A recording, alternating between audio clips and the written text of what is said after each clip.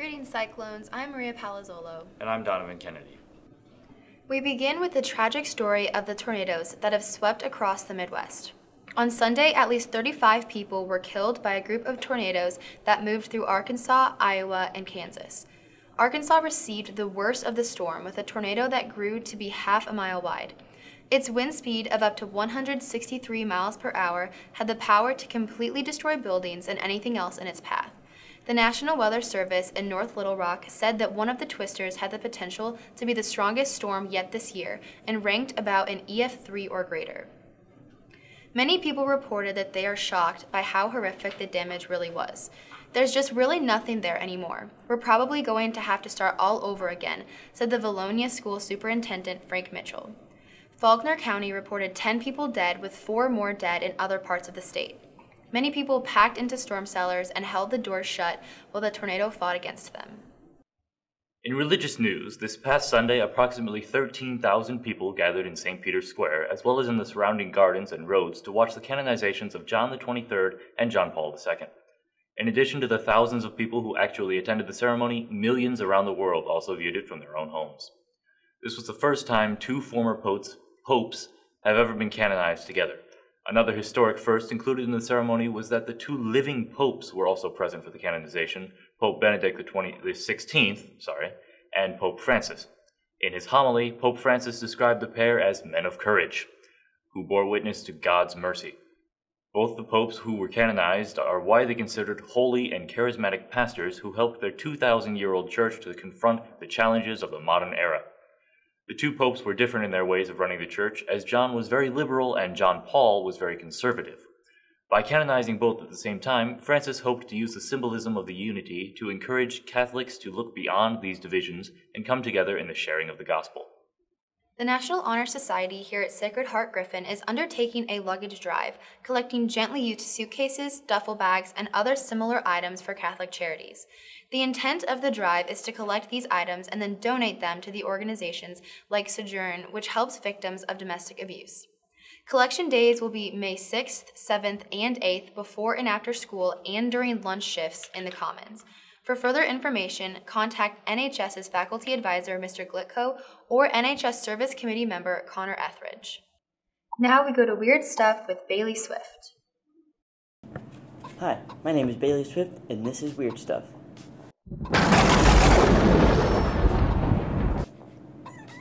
This week on Weird Stuff is weird robots.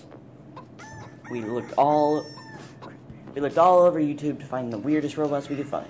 And the first one I thought was actually a horse, but it turns out it's a dog. As you can see, that it's a horse and not a dog. Next up is probably the creepiest robot that we have, is a robot snake. There's also a wild cat, which really doesn't look like a cat. It kind of looks like a weird running guinea pig thing. And last but not least is the flying jellyfish. It's got like weird fly wings or something like that, and it flies. And that's it for this week on Weird Stuff.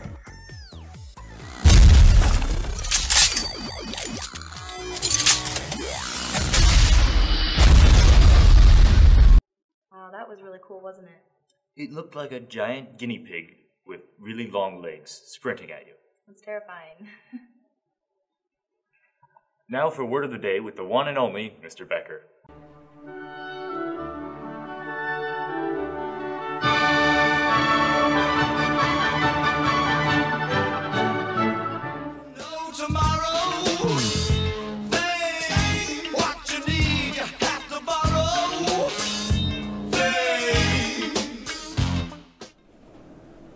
Schadenfreude means taking pleasure in someone else's pain.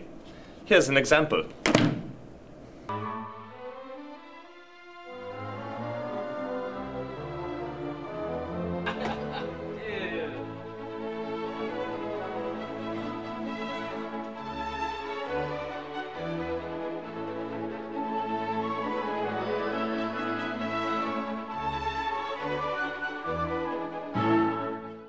You know, it really hurt running into that wall. With that, we will go to Will Smith with Entertainment Review.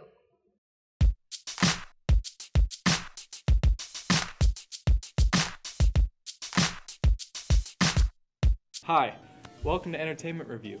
I'm Will Smith, and today we'll be reviewing Transcendence.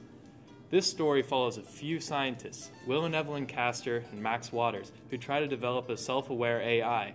At the same time, they are threatened by an anti-technology terrorist group called Rift. Rift performs numerous assassination and sabotage attempts on scientists. Will Castor becomes a victim of an assassination attempt, but he survives. However, due to an infection, he's slowly dying, having only a few weeks to live. During this time, he comes up with the idea of transferring his own conscience into a computer. Evelyn, who is Will's wife, and Max Waters succeed with this project. As a result, Evelyn is hunted by Rift, and we ask the question whether or not the AI is still Will, or pretending to be Will to gain power. Another question that is asked is whether or not AI can have emotion. Some cons to the movie is it's kind of long and drawn out. Most of the events are very predictable, and some scenes are disturbing. Pros, the effects are impressive, the movie's quite imaginative, it raises important questions in regard to technology, and it portrays emotion well. For the rating, while the story can be imaginative and the effects look really neat, the outcome ends up being rather dull and boring. The acting was modest in some parts, but mediocre in other parts. I gave it 3 out of 5 stars. That's all for Entertainment Review. I'm Will Smith. Back to the studio. Now, let's find the answers to the history mystery question in Today in History with Mr. Lavin. Now just remember, students, always do your reading.